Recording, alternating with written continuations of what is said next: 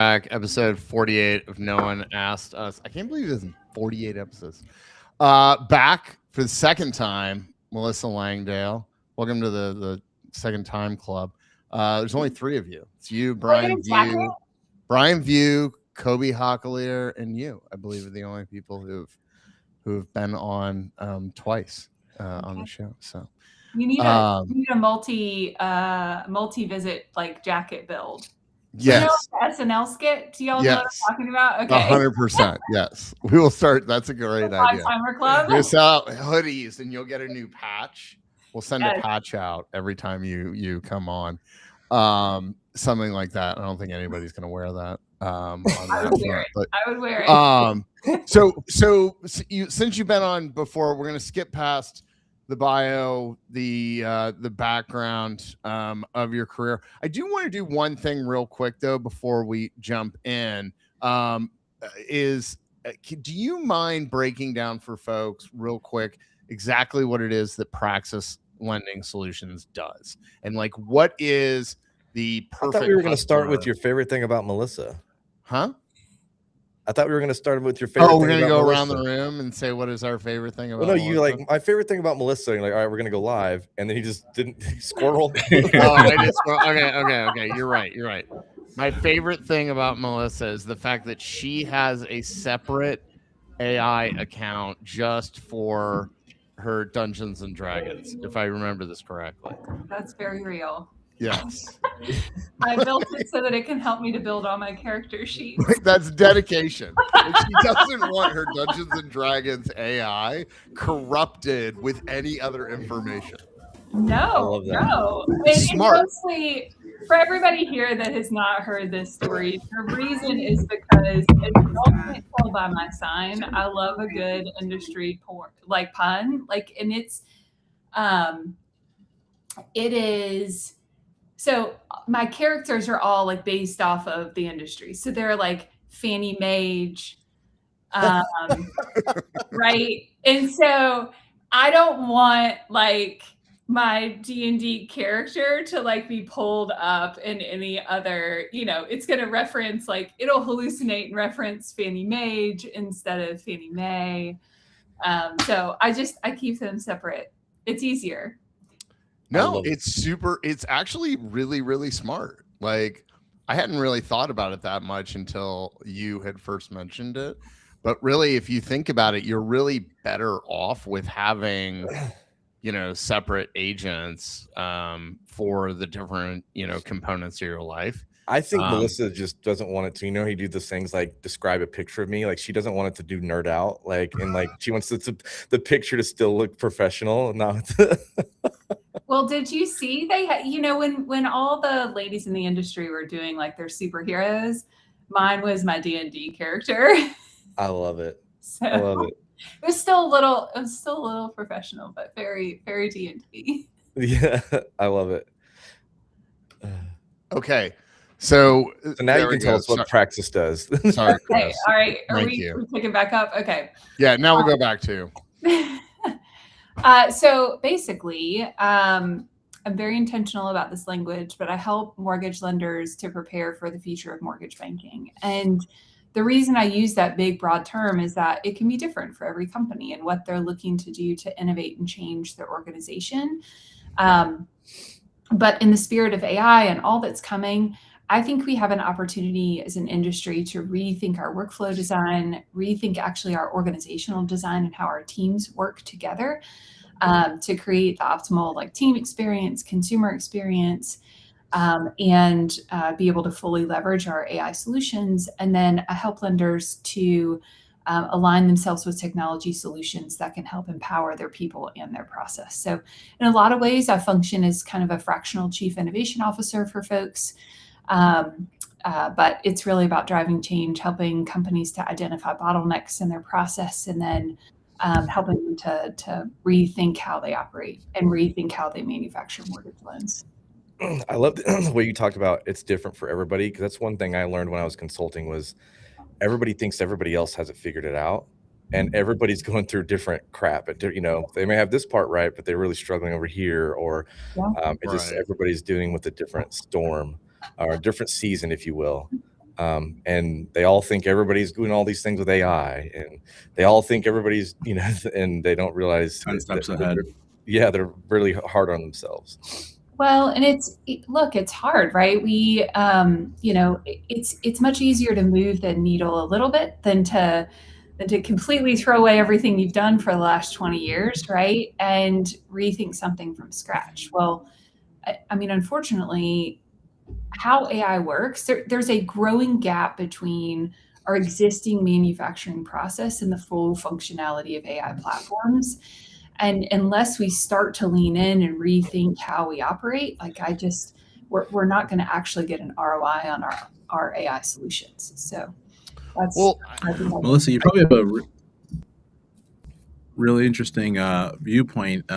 We had Amanda from Atlantic Bay a few weeks ago, and she was talking about how, I think it's Fannie, who's requiring that every company has an AI person on as their go-to person, at least on paper. Freddie. I'm sure. Yeah, I'm curious what you're seeing there and how companies are navigating that, and I guess how you're kind of advising companies working through that challenge, because it's not like everybody in the mortgage industry sitting around reading about AI stuff all day long and trying to stay on top of it, and that's kind of it's a big responsibility, and it's I'm sure nobody wants to take that take that role on unless that's what they've been doing, right? Or unless this is all relatively new technology, right? So it's nobody knows exactly how it's going to perform in this environment. Unless you're like any of us, and I'll just speak for myself. Unless you're like me and only read business books and books about technology and listen to all the, I think. Yeah. Anyways, I think that's where I can come in and help. But you're right. Freddie had released their AI governance framework for lenders. Now, you had to comply with that. If you're a Freddie seller servicer, you had to comply with it by March. The Fannie one is, for lack of a better word, what they said model. And so if you're really complying with Freddie's requirements, you're also going to be okay with Fannie's at this point. Now, Fannie's does not go into effect until August, so there is still a little bit of time for them. Basically, you've got to have, all the things that you would expect, right? You got to have policies, and you got to have a person responsible for overseeing your AI solutions, as you mentioned.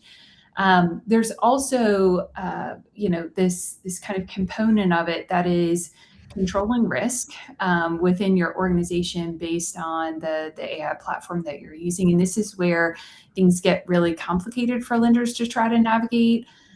So I help kind of prepare governance structures for lenders all the time, so they can kind of think through, okay, based on all the AI solutions that we're using, based on all of the AI solutions that our vendor network or partner network is using, here's how I can control my risk. And most of the time, if you're talking about IDP solutions, ICR solutions, those things don't really require, they require a little bit of oversight, please don't get me wrong, but they don't require auditing prompts and ensuring fair lending violations aren't happening, things like that. And so you have to really start to dig into what type of AI solution it is, and then how do you control the risk based on what it is. If it's a generative AI solution, for example, that's communicating back and forth, is it just communicating with your internal team?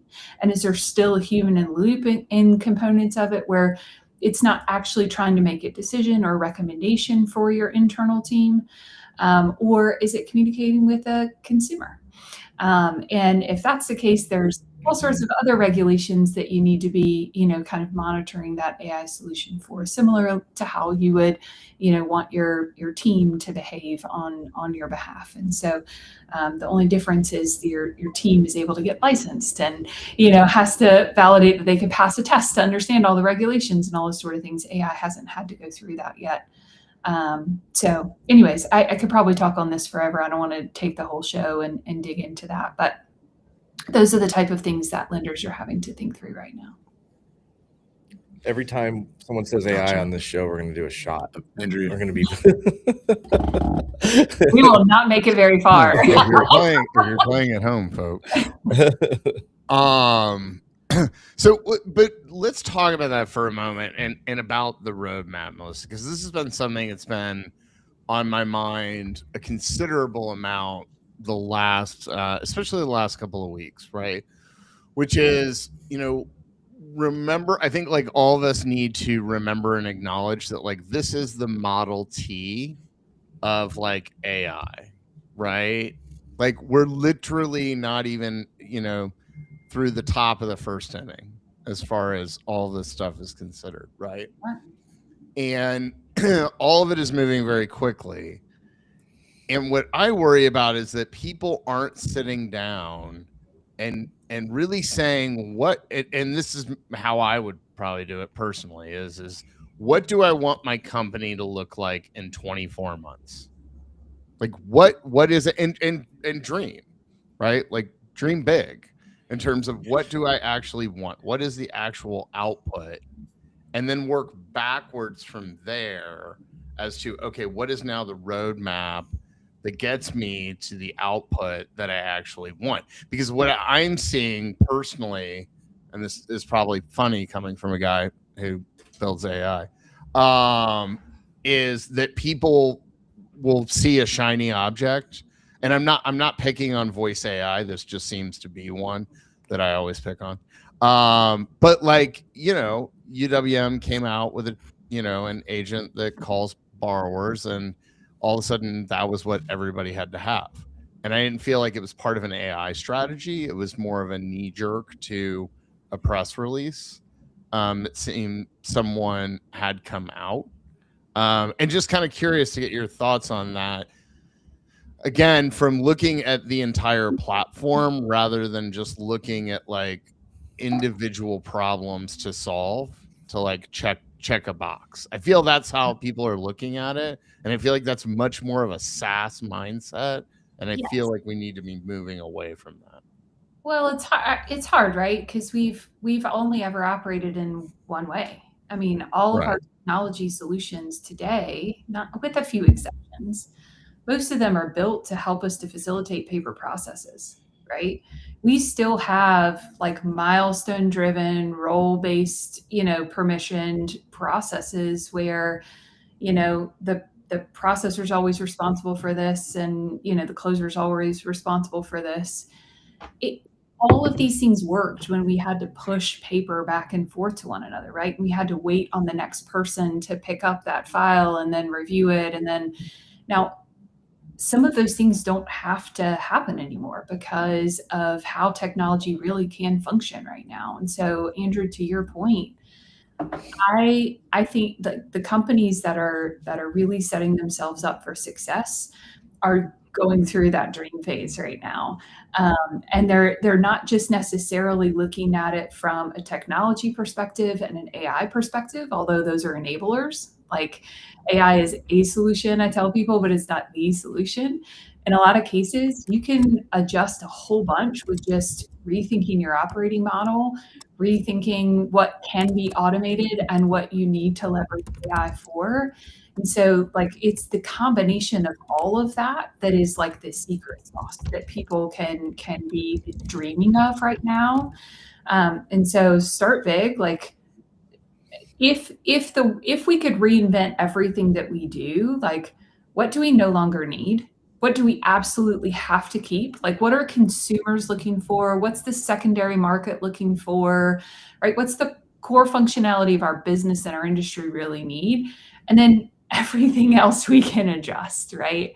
And so that's where I think if you really want to dream big, like starting from that scope and then backing into, okay, well, if we could operationalize that, how would it look? How would our teams need to align? How would our technology need to interact with one another? How would our teams and our technology interact together? And so that's where I think the secret sauce is. And I think the companies that are in that space right now, 3 years from now, 5 years from now, will be operating 100% different.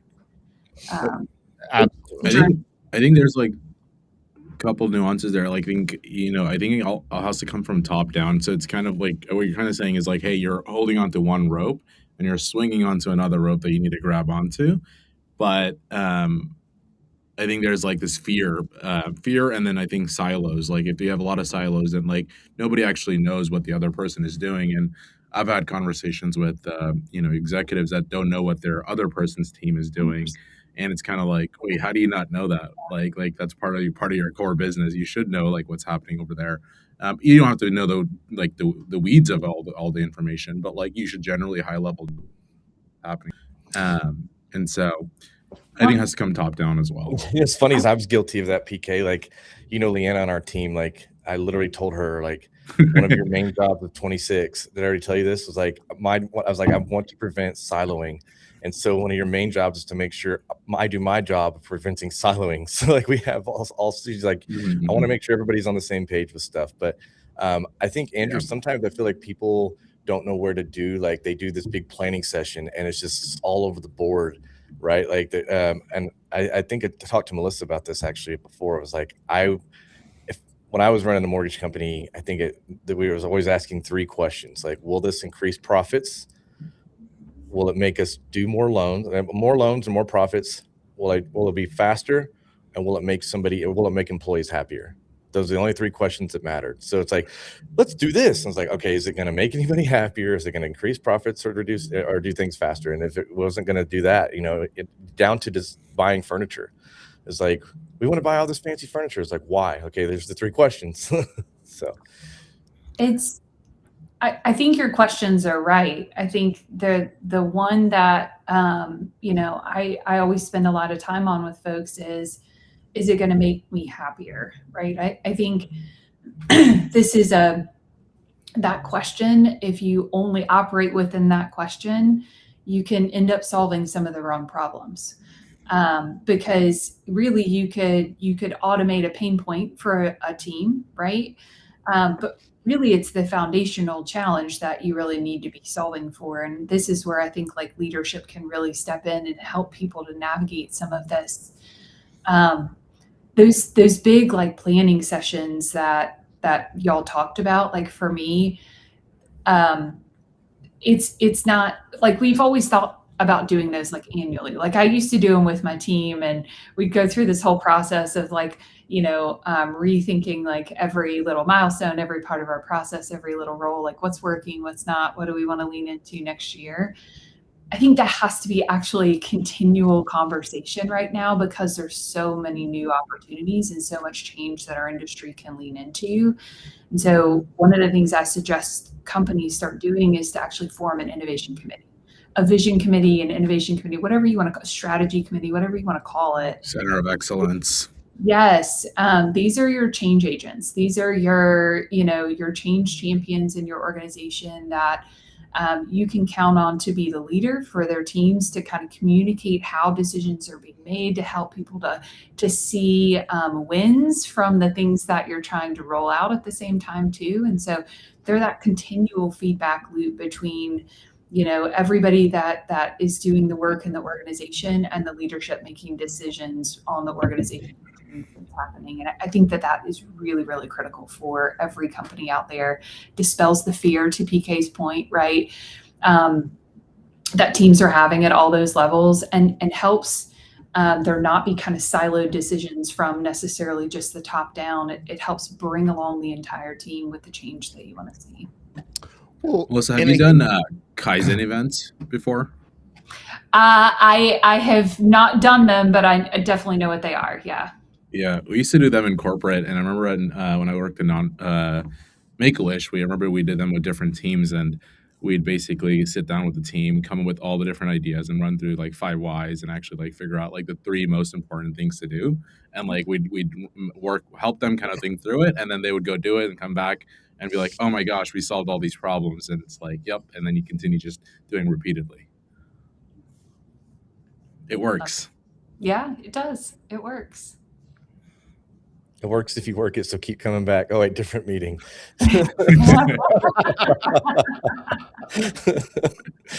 So with that being said, though, I think one of the other things that I think people don't want to ask this question, so they don't. And I feel like it's the first question you have to have as an executive team when you start this, which is, why am I doing AI? 100%. Like, am I increasing my margin, aka cutting my costs? Or am I increasing my revenue? Right? Like, if you're bringing in, I'll just think secondary. If you've got six transaction managers, and you can bring in an AI tool, then now you only need 3 transaction managers, because 3 transaction managers are actually 6 transaction managers. Do you double the size of the team, and now you've got 12 transaction managers instead of 6, and expand your business? Or are you going to let go of 3 transaction managers? And I think you really do need to ask that question of yourselves and answer it before you take that next step of okay, what am I doing? Because I think you need to be prepared for that. And to your point, Melissa, also, I mean, you have to bring people into the conversation, but what they're doing. That's a really, I don't know. I feel like that's got to be a delicate balance as an executive. It's always a delicate balance, but this is probably going to sound, I don't know any other way of saying it. I think when we hold back transparency from our teams, we're not treating them like a team. We're not helping them to come along with us. And the more that people stay silent about, hey, we're leaning into AI solutions, but nobody's jobs are going to change. Taking that approach with it, I think it's not fair. It's not fair on the teams. It's not fair on our industry. It's not fair on the people that are in your, Right. in your company doing the work, because it's not real. It might be a little Pollyanna-ish, right? Like, you might be stepping into it believing that that's possible. And it might be for your organization, but the only way that's possible is if you grow volume. Because again, the reasons people use AI, to your exact point, Andrew and PK and Mace, like what y'all have been saying, you lower it to cost, or you use it to lower your cost of origination. You use it to improve your customer experience. And customer for me is like referral partner, secondary market, consumer. Right. I'm increasing my revenue. Yeah, exactly. Right. Well, okay, so this is the perfect point. I didn't want to skip ahead to ask Richard's question from the week before. He said, oh, yeah. Because we're right on this topic. He's like, what are 3 examples of the most innovative things that lenders are doing with AI? Well, we can talk about cool new things that I see folks leaning into, and we can talk about things that aren't necessarily sexy, but are totally moving the needle. Yes. So the non-sexy things that are moving the needle are focusing in on really what you want to see accomplished, and being very clear on measurable outcomes that you want to see from the change that you want to drive in your organization, and having that be defined within an innovation committee type of format, having your team and your executives working together on defining where you want things to go. So that's a piece of it, but that's foundational stuff, right? The second would be actually looking at not only the qualitative feedback from your team on pain points and those sort of things that they'd love to see fixed within their workflow, but then also looking at the data behind it and understanding the actual timeline it's taking your team to actually do all the things that are being done in the process, so that you can take the feelings and the facts and put them together and create meaningful solutions that drive the real results that you're trying to do. And then the last would be fully leaning into agile workflows, which I know I talk a lot about. If any of you follow me on LinkedIn, But the reason I use that term agile instead of task-based workflows, it's very intentional. Task-based workflows are basically our organizations digging into all the tasks that we do, and then we're identifying each one of those tasks and trying to automate them or trying to solve that, individual task with technology. Agile's dynamic. And so it helps design processes around the core functionality that the secondary market says you have to do in a loan, right? And break that work into big rocks, small batches, and individual tasks. And then it creates dynamic decision points in the loan throughout the process. So you could make a decision on income. You can make a decision on appraisal, for example. And that feedback loop to the consumer tells them exactly where things are in the process and gives them that speed to certainty that they're really looking for throughout the entire process. So the non-sexy things are like foundational, like, start with, leadership, aligning your team between leadership and the team doing the work. Looking at ways that you're identifying, bottlenecks between the data and the feedback, and then digging into like, how do I rethink my workflow? I know all of that sounds like, Melissa, there's no way that this stuff is actually moving the needle. It's the foundation you have to build to actually 100%. produce the results that you need. Now, the super sexy things are things like agentic workflows that are taking entire tasks of, our process completely out of the work. But in a lot of cases, if you design the foundation right, if you're really leaning into agile workflows, those agentic platforms look very different, and how you're leveraging them looks very different. And so I think, starting at that foundation is really important. Then lean into the sexy things, lean into the agentic AI stuff, leverage that for as much as you possibly can. I mean, I think the capabilities in that space are really, really cool when you start to think about it. I'm also guessing like part of why you're preaching the basics, the non-sexy stuff, is because most people don't do the non-sexy stuff in the first place, and Yeah. everybody wants to jump to the sexy stuff. Yeah, because it's hard, right? And it's time consuming, and people they want to actually start seeing stuff. But unfortunately, unless you invest in that space, you're really never going to see the full results. You're going to see incremental efficiency. So please don't get me wrong. It's not like I'm saying you're not going to see anything, but you're not going to actually see the full ROI that you're going to be able to see if you Well, and you can end up with a jumbled mess, right? Like I think that's the other thing. Like I was talking to somebody last week, and it was so funny because they were talking about their tech stack, and the CEO goes, I don't know why we call it a stack. He goes, because it's not stacked. He's like, it's just a jumbled mess of crap everywhere. And I was like, okay, like, fair enough. But like that's the only thing that worries me is that people are like, ooh, like I want to do this. This sounds cool. And oh, now I'm going to do this. And the next thing you know, it's like you've got wires crossed all throughout your organization. So that's why I love it. What you're preaching is you need that foundation of your data. And then what are we going to build on top of that rather than doing this thing over here and then this thing over there? We have the capability, especially right now, to do anything we really want with our organizations. We should be asking instead of can we do this thing, should we do this thing? Sure, yeah. And so that's both with AI and with how we're rethinking kind of operating. And so I think that's just a really important question for our industry right now. Okay, can we talk about? I want to talk about bad decisions of AI because PK sent me a post. We're going to share this in real time. Melissa has no idea what we're doing. I don't have any idea what we're doing. I'm a little scared. You don't know either, Chris? Oh, okay. No, Have you not looked at this yet? Yes. You guys see my screen?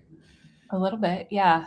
Okay, so this was Angela Reisner, whoever that is, Reisner, who posted this post, the shame you on Fifth Third, right? We're not going to go through. She did a repost, yeah.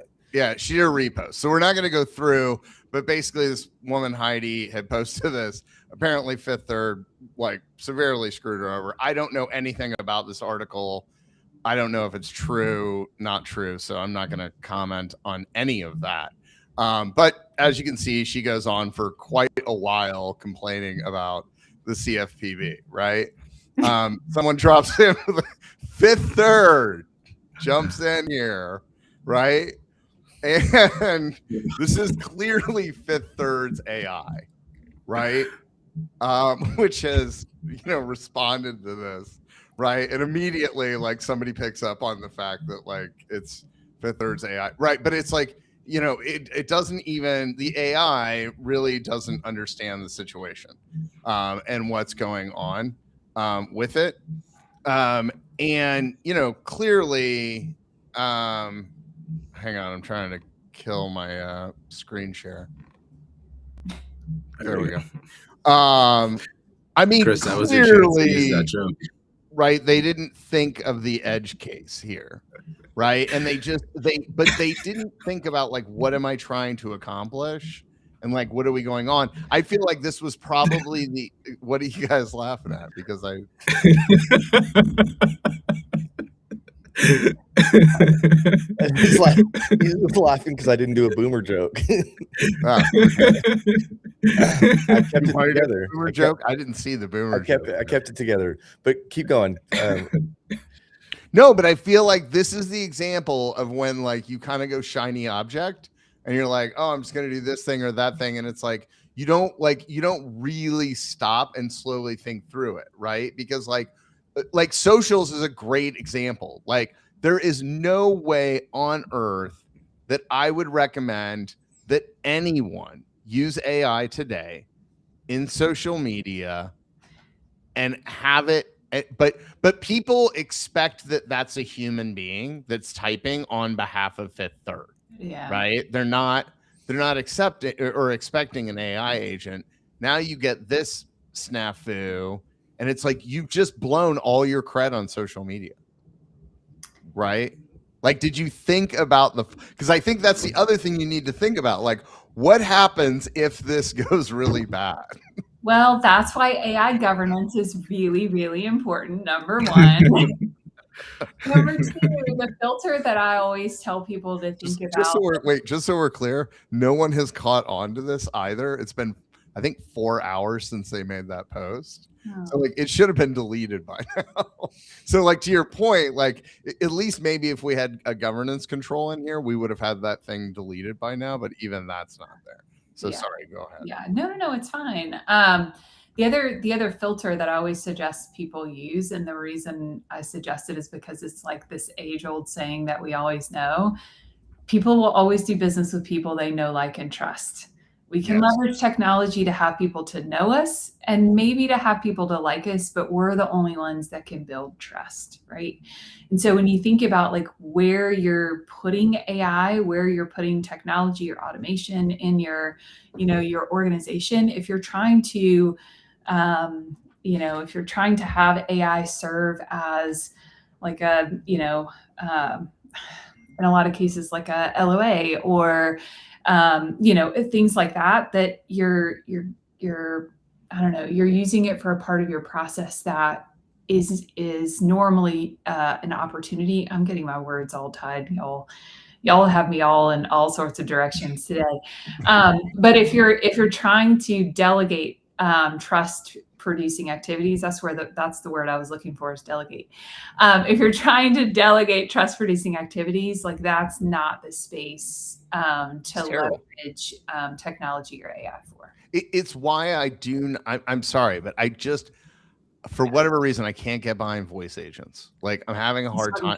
I'm having a hard time with it. And here's why, right? Again, like, there's some amazing technology. Like, I've heard that, I have not seen it, but I've heard, like, whatever Castle is doing is pretty mind-blowing, right? But what I worry about is I think the better way to approach the technology and think about it, to exactly your point, Melissa, is how do I 10x my best person in the organization? How do I take my top LO and 10x my top LO, right? Because that's that's, to your point, like that's my connection, that's my human point.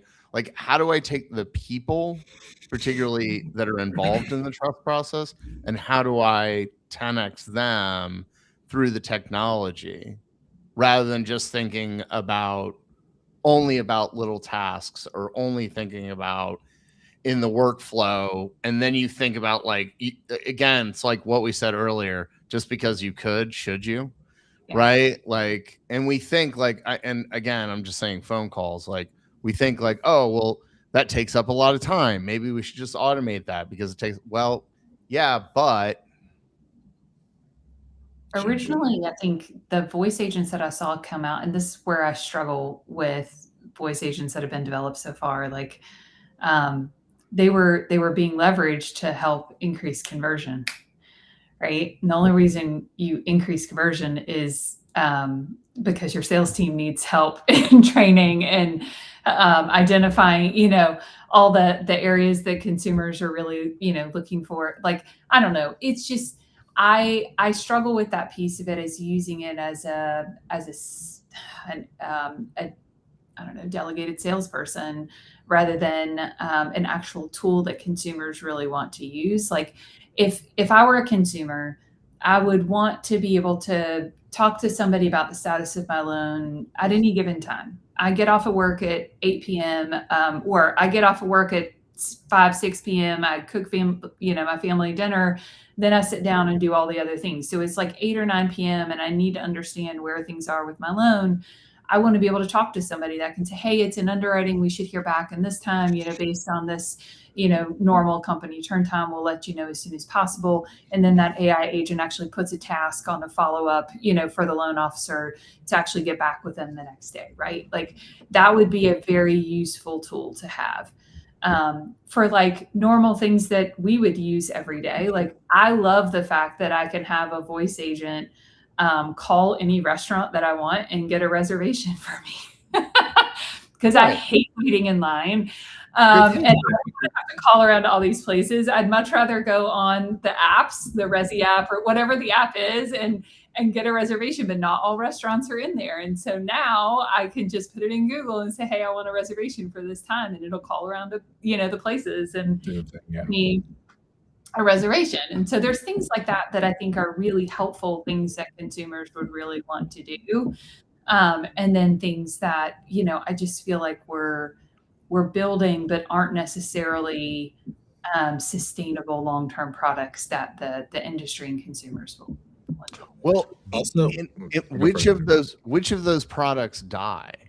So like, okay, so because I always use this Model T analogy with AI, which, by the way, Mace, like, you could have immediately made fun of me for that one. Like, that is the most boomer, it's the most boomer example. I can't believe you even I feel like it's like AI. It's talking about AI so much. I got to limit my boomer thing. So like, I got to throw them in there. I got to limit them.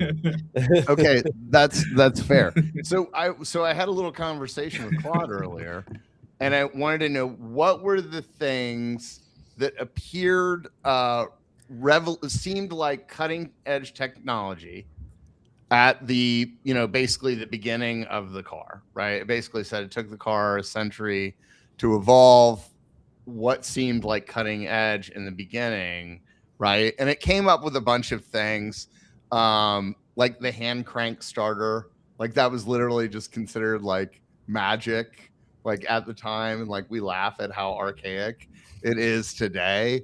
And I didn't know this one, the early headlamps, I can't pronounce what the word is, but basically it was, you had to carry a like small tank of calcium carbide, and then you had to add water to it to then light it. So basically it was just like a gas lantern on the front of a car, but again, considered cutting edge. So what are going to be those things right now that we just think are so magical, and 10 years from now, 20 years from now, people are just going to be cracking up and they're going to be like, you did what with AI? Like, well, I think of you're going to your example is the cigarette lighter. Like, we shouldn't have been doing that. Shouldn't have been smoking in the car. Yeah, every car had that stupid. The things you learn over time. Do you remember when they tried to convert them all to battery chargers? Like that was the thing. Like when they still had the cigarette thing in the car, but you could pull out the thing and Yep. stick in the charger or whatever. For our bag phones. Yes, exactly. You know what I'm talking about. I'm sorry. Melissa knows what I'm talking about. Mace and PK are both like, I don't know what the boomer is talking about. To be fair, I only knew about them because my parents had it in their car. My first car, which was a Bronco 2, and that would have been 1991. Oh, I was 6. And it had it definitely had a cigarette lighter in it. That I remember. So there you go. All right. Also, on the voice thing, I think another way to think about it, and I know May shares this, and like when it comes to like customer service, like you want to build a product so you don't have customer service tickets or support tickets or phone calls coming in. Like, how do you build that? And so going back to the beginning of the conversation from an operations perspective, if you build that as great as possible, you over communicate and you keep people in the loop, then like you have less incoming calls. Like the example of the person that comes home, cooks meal food for their family, and then at 8 o'clock they're like trying to reach out because maybe they haven't got any notification, they don't know what's happening or what's causing the holdup. So then that's when they have to like manually do all this work to kind of figure out what's happening. So I think in like, how do you reduce that experience as much as possible, those negative experiences as much as possible? And if you do that through solid operations, then you can maybe use the AI agents or the voice agents or whatever in the right places. But you know, you focus on increasing trust, or I think that you used a phrase earlier in the call, which is like trust building activities, I think is the word. But like you can focus on those as much as possible rather than trying to replace those with AI agents. Yeah, I think I would always say, I always tell people problems are opportunities to build relationships. Like at a bank, how many people even go to their bank until there's every time you talk about your bank, it's usually whenever there's a situation where it's going to be an opportunity. Like this could have been a win for Fifth Third to be like, oh, let's rise to the occasion and make this right, and make this a winning opportunity instead flop. I think back to our original question, which was like, what things do we see going away or evolving? Like, I think consumer-driven voice AI agents are going to be a thing that our industry is going to have to deal with. I know some people are already dealing with it. Like, if we could shop for a mortgage rate, or shop for a mortgage by using an AI agent, what would that look like? If I was a customer, would that make me happy? Heck yeah. And so I think, and it's not that difficult to do, right? And so I think there's things like that our industry could and should be prepared for. I think us using it to try to, drive some consumer-driven or consumer behavior-driven metric within our organization, like sales conversion and things like that. Like we're going to see the same thing happen when, when you look at like email, right? Over time, the handwritten note became more and more valuable as we continue to communicate electronically, right? I think we're going to see things like that happen where these voice agents that are talking to consumers are going to shift where the consumer's really comfortable with leveraging a voice agent, and then other areas people won't pick up. I mean, people barely pick up the phone now anyways, right? So, I think we're going to see some things like that shift over time. That was sort of my point, right? It was like, does anyone actually answer a phone if you're not in the contacts? Like, you answer screen. Yeah. Fair enough. All right. Yeah, screen calls. Mace knew I was going to say that because I always say it. I think voice agents are great when when you have a customer who like wants to talk to you at 2:00 in the morning, but they know they can't get a hold of you, and you give them a voice agent to call. Like that's a great use case. using it as a secondary form of communication, as a chat bot, as an individual, because I think we are moving to a lot of that, right? Of like that individualized, chat bot that has the human in the loop directly to you, sort of world. I think it makes all the sense in the world. Melissa, what does Praxis mean? Oh, it means to repeatedly do. So one of my most favorite quotes is, "We are what we repeatedly do, and excellence is not an act but a habit."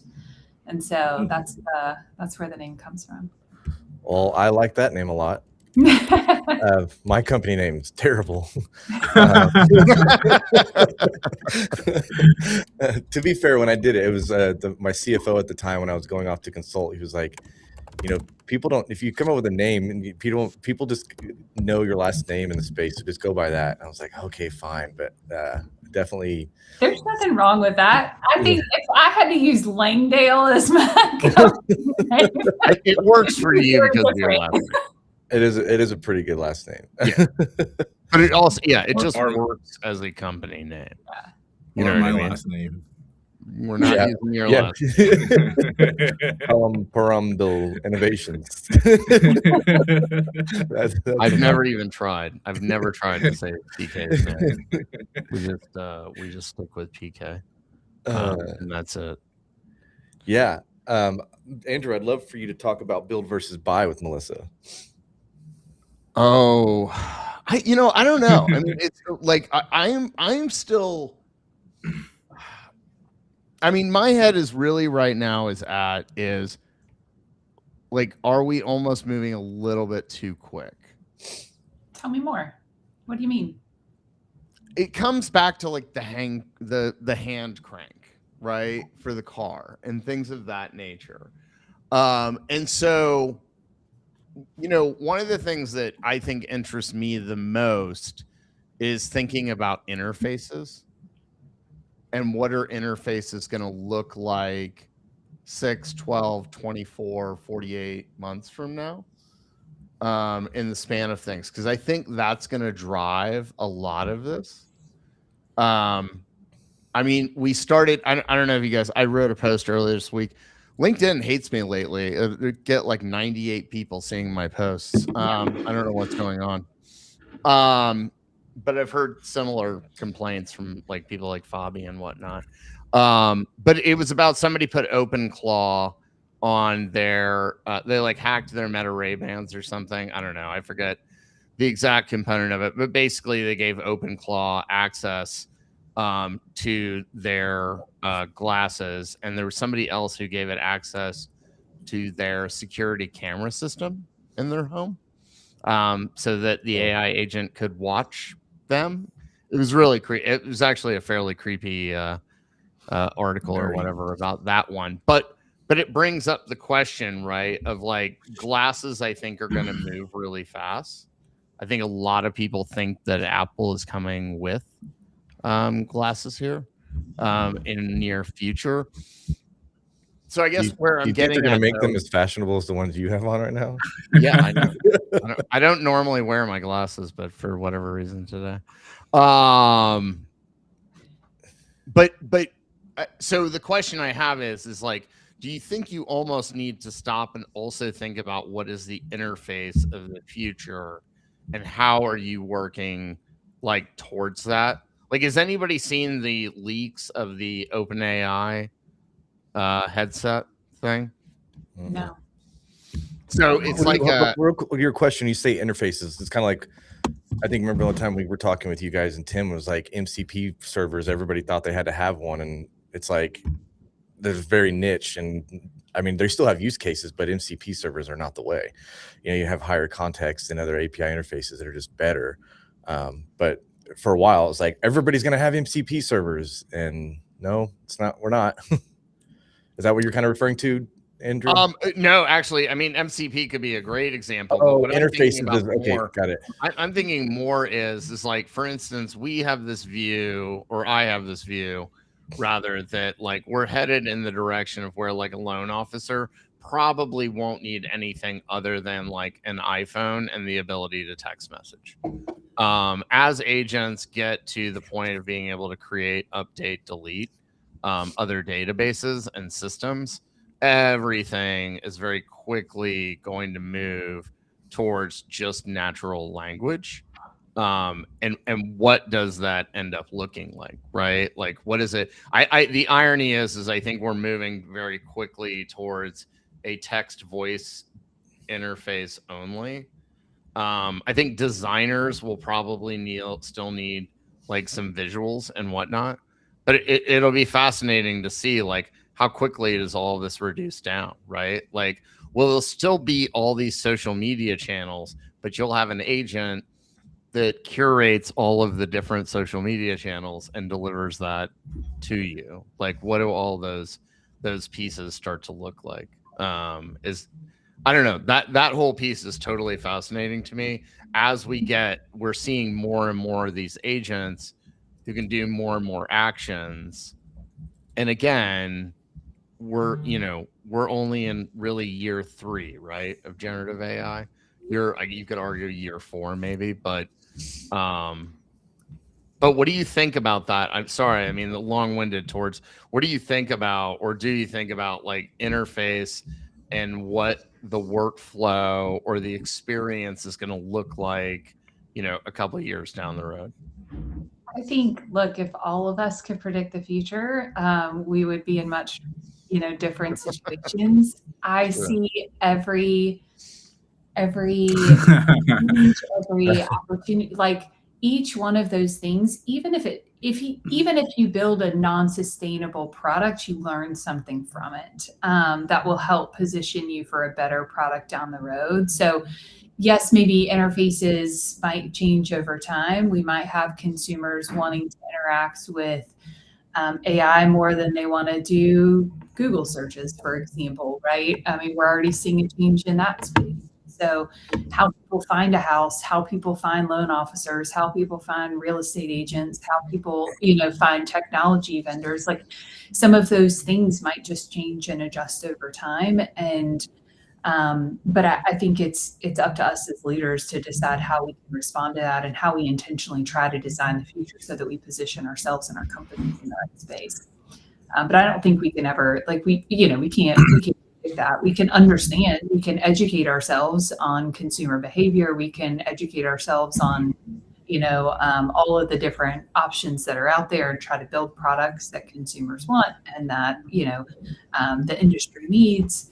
But other than that, I don't know. I try not to overcomplicate things in that space. I got enough things that are complicated in our world. One of our employees sent these as the AT&T predicted the future in 1993, and it was all the AT&T commercials. It was like, have you ever done this? And it's like, well, one day you will. And it was stuff like, do a video call from a phone, but then it was like a payphone, but it was like it was close in so many different ways. But it is funny how my wife is starting to do a trend to de-digitize a lot. And like, there's a lot of these kids that are getting like phones that are dumb phones, and like, I thought it was interesting to see there's kind of a push to have a lot of analog things. Yep. 100%. They'll be the handwritten note of the future. Yes. I mean, it's so funny because you have San Francisco that it's, I think I made a comment the other day when someone was like, people in San Francisco don't even have this. So I think PKU and said that to us one time, but San Francisco is always like they think they're the bar, right? But now the people in San Francisco are the ones being like, we're going to de-tech. It's like, I think it's a fun transition. Yeah, my little brother was just here in San Francisco this last weekend, and he was walking around town with a film camera. He had like a couple rolls of film, and he was just taking film photos. That's awesome. My wife's been recording. She got one of those little handheld things. You put your eye up to it, and she's been recording moments with us like that. Of course, it's still digital, but that is really funny because a woman held up the TSA line because she was having to unpack all of her film, like for her film cameras. And she was like super young, and I was like, oh, that's strange. But now I know it's a trend. All right. Yeah. Makes sense. Somebody handed me a real camera the other day, and I almost didn't know what to do with it. I haven't held one of these. Why though? I Oh, mean, wow. why? Someone give me an argument for why that's better than it. Hey, my Walgreens still has the drop off for the disposable cameras. Why? You know, don't rant, Like rant, it's rant, why rant. I don't peek I at. still have a film, like canister, is that what they call them? That I haven't developed. But I don't know where to send it. So now I'm gonna have to go into Walgreens and see if they still have it. Well, Yeah, there's here's a whole the funny thing, though, is we're going to resurgence. augment certain areas because you're going to go use AI to ask it where to take your analog thing. The best part is that I bet the people who use film cameras get them printed and then digitize them. They do, and then they post them on Instagram. Oh, bless. Melissa, okay, so just bring it back to topic real quick. I have one Way question off. that's lingering. Way off One thing you course. said, you mentioned like the Google review, not the Google review, you booking appointments for restaurants on Google, right? Yeah. So, and I think you half jokingly made a joke about like, what if you could call, you can talk to an agent and it goes shops for a mortgage for you, right? 100%. If you're a mortgage CEO, that sounds like, hey, you're telling me that my company becomes a commodity among just a whole bunch of other companies. If that is a future that we live in, how do you differentiate and how do you prepare for that future? Whether you're competing against, whether you're talking to AI or a consumer, your value proposition doesn't change, right? When you're a loan officer and a customer calls and they're like, hey, what's your 30-year fixed rate? The best loan officer in the world that I had gave my most favorite response to this. So it's always my response now. He would always go, what rate do you need? I have all of them. And so, I think there's ways that we can still respond and move the conversation forward in a meaningful way to help the AI agent to understand our value proposition.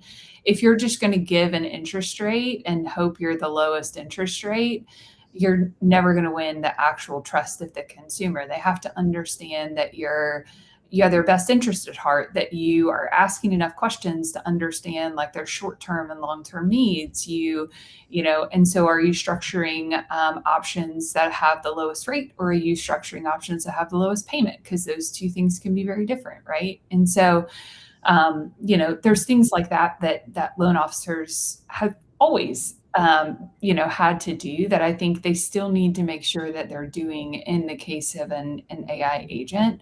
They can prompt questions back to it and make sure that they're getting and gathering enough information, and at the end of the day, probably still get back in front of that consumer. So and I think when it becomes, because the next step is it's agents talking to agents, right? Like we all know that, there's no question.